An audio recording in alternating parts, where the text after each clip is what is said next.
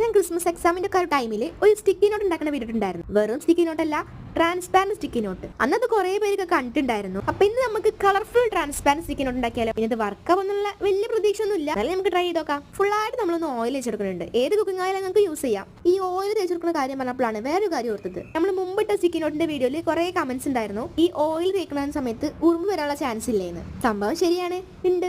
പക്ഷെ അത് തടയാനൊരു മെത്തേഡും ഞാൻ അതിൽ പറഞ്ഞിട്ടുണ്ടായിരുന്നു. നമ്മൾ അയൺ ബോക്സിൽ വെച്ചിട്ട് നന്നായിട്ട് ചൂടാക്കി കൊടുത്താൽ മതി. ഇത് വെയിലത്ത് വെച്ച് ഉണക്കുകയാണെന്നുണ്ടെങ്കിൽ ഉറുമ്പ് വരാനുള്ള ചാൻസ് ഉണ്ട്. അതല്ലാതെ നമ്മൾ അയൺ ബോക്സ് വെച്ചിട്ട് ഡ്രൈ ആയി കൊടുക്കുകയാണെന്നുണ്ടെങ്കിൽ ഇതിലൊരു ഉറുമ്പും വരില്ല. സ്റ്റിക്കി നോട്ട് ആകുമ്പോൾ അത് സ്റ്റിക്ക് ചെയ്യാൻ പറ്റണ്ടേ?